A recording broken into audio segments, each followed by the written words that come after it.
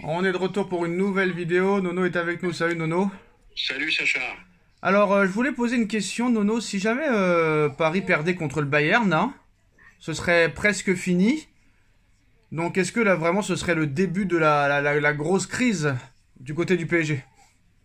Ah, mais moi je sens que si tu te qualifies pas en Ligue des Champions, et je parle bien de qualifier, je parle pas que du match contre le Bayern, si tu n'arrives même pas en repêchage, la grosse crise au PSG, à ma connaissance, Enrique c'est en prévision, mais c'est pas signé encore. Donc tout peut se passer. Tout Bah peut ça se va, passer. Nono, ils sont pas bêtes, ils vont pas faire les erreurs du passé comme avec Tourelle, comme avec Laurent Blanc. Ils le prolongent si jamais il y a quelque chose derrière, mais si c'est sûr que s'il se fait éliminer là, dès la phase de classement, c'est sûr et certain qu'il sera pas reconduit, hein, je pense. Hein. Ah ça serait la logique des choses. Ça serait l'entraîneur qui a eu des plus mauvais résultats en Ligue des Champions, Galtier compris. Et surtout qu'en Voilà, plus de ça, ça serait. en plus de ça, ce serait presque à 100% sa responsabilité, vu que c'est lui qui a fait le mercato, qui a refusé des joueurs qu'on lui a proposés, etc., etc. Ouais, ben ça serait extraordinaire et surtout qu'ils fassent pas la bêtise de le re-signer et que ça leur coûte encore une quinzaine de millions d'euros d'indemnité. Hein. Ah non, parce qu'il est en fin de contrat, Nono. Oui, mais s'ils re-signent 2 ans, comme Ah ils oui, ont c'est fait sûr, avec Blanc, c'est sûr. Blanc aussi, il était en fin de contrat et il re-signe 2 mois après et on le vire. Qu'ils fassent pas pareil. Alors Colomwani remplacé par Haaland, Nono, le PSG n'a peur de rien. Hein. Le PSG ne fera pas deux fois la même erreur l'été prochain. Il semble acté que Luis Enrique, s'il reste, acceptera la venue d'un numéro 9, il n'aura pas le choix. Le nom d'Erling Haaland est évoqué, à condition bien sûr que Randal Colomwani s'en aille, Nono. Et apparemment c'est Erling Haaland hein, qui est le choix numéro un de l'état-major du PSG si jamais un attaquant devait venir.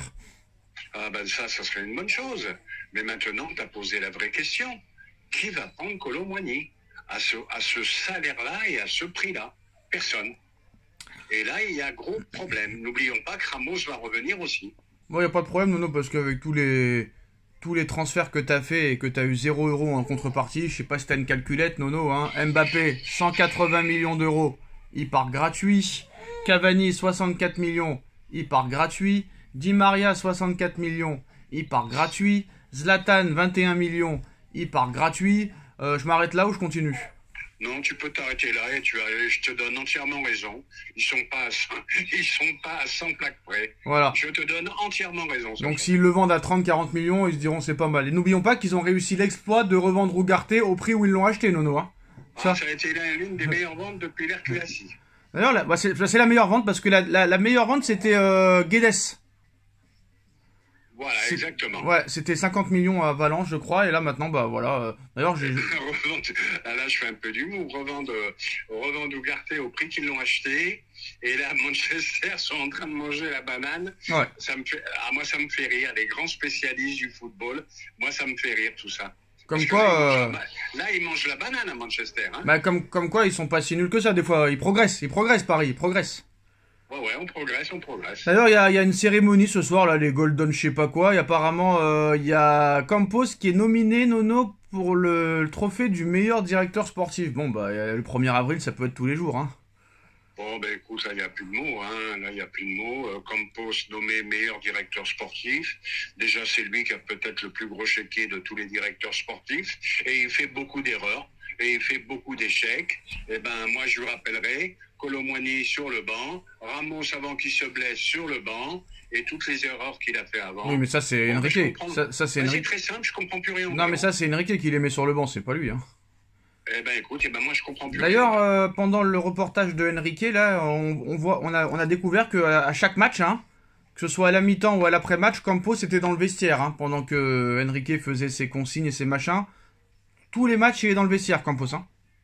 Et je crois qu'il faisait pareil avec Galtier, hein. Il a même été sur le banc de touche. Là, il s'est un peu calmé. Avec Galtier, il allait sur le banc de touche. Rappelle-toi l'année dernière, le scandale qu'il a fait sur le bord du terrain. Bon, là, il s'est un peu calmé, il va au vestiaire. Mais il m'a pas impressionné. Il a fait du bon travail à Lille, mais après... Alors Nono, je sais que bon bah ça va pas en intéresser certains, mais je voulais en parler, c'est ma chaîne, on fait ce qu'on veut. 50 points Wemby cette nuit? Ah ben Wemby, ben je vais te dire, ça va être l'un des plus grands joueurs de tous les temps. Un mec de 2,23 m, qui tire à 3 points, qui va au rebond, qui te fait 4-5 comptes par match. Phénoménal, phénoménal. Alors 50 points. Le mec, il passe 2-3 fois à travers. Les 2 matchs qui suivent, 36 et 50. Ah non, les 3 derniers matchs, c'est 24, 34, 50. 20 ans. Voilà, donc phénoménal. Alors, on va, et là, t'as un mec sérieux. D'accord. Là, c'est pas Mbappé. Là, tu vas avoir un mec qui va marquer l'histoire du basket. Alors, et ça... en NBA, en plus. Ouais, bah t'inquiète pas que dans 20 ans, il y en a un autre qui marquera l'histoire. San Antonio, Nono, a-t-il une chance d'aller en play-in ou en play-off? Oh, ça peut finir en play-in, gentiment, hein. Ok. Ça peut finir play-in, play-off. Être champion, c'est encore trop tôt. Il manque 1 ou 2 pièces importantes. Bon, là, il y a en plus mon coach préféré, Popovic, qui a fait un petit ABC. Ça m'ennuie, ça. Bon, bah, en play-in, quoi qu'il arrive, en play-in, je les vois. Ah bah bien. t'en connais un rayon sur les AVC, Nono. Hein. Alors, dans les ABC, on en connaît, mais lui, il a fait un mini-ABC. D'ailleurs, on lui a conseillé de ne plus fumer. Hein. Oui. Voilà, parce que s'il fume, ça peut toucher les yeux, les artères, le cerveau. Voilà. À bon entendeur. Et Nono, le retour samedi, je sais que on va rigoler un peu. Le retour samedi de Iron Mike Tyson, Nono, 55 ans, en pleine forme, hein, match exhibition contre un YouTuber qui s'appelle Paul je sais pas quoi, pour faire de l'oseille un peu, Nono. C'est sur Netflix le match. Tu vas regarder ou pas? Sacha, c'est pour les babos. Il faut arrêter. C'est pour les babos. Ils nous prennent pour des pigeons. 59 ans contre un influenceur. Non, 55 ans contre un influenceur. Non, mais sérieux. Non, mais où on va? Jusqu'où l'argent va nous mener? Un influenceur. Tout va disparaître. Le foot, tout va disparaître. Moi, je vous le dis. Ah non, t'as raison, Nono. Nono, t'as raison. 58, pardon. Alors faites grève, n'allumez pas le poste, bande de babos. Et en tout cas, 58 ans, il est bien, hein, Mike. Hein. Ouais, mais il a beau être bien, il a 58 ans, il a 58 piges. Contre un influenceur. Attends, c'est quoi ce tout le monde se rappelle du grand George Foreman, Nono. Je vais lancer une pétition qui non, prescrive les gens qui tout le monde se rappelle, Nono, tout le monde se rappelle de George Foreman, hein, qui avait été champion du monde 20 ans après. Mais Giorgio, il en avait quand même 10 de moins, hein. Ouais, mais quand même. Et n'oublie pas que Holyfield, il a arrêté à 50 piges aussi, hein. Attention. D'accord, mais il y a un moment, faut arrêter. Il y a un moment, attends. Ouais, même ça, ce sport, même ce sport-là, ils l'ont ridiculisé. Même ce sport-là, ils l'ont ridiculisé. Voilà, tout part en couille, à tous les niveaux. Football, MMA, boxe... Non, mais où on va?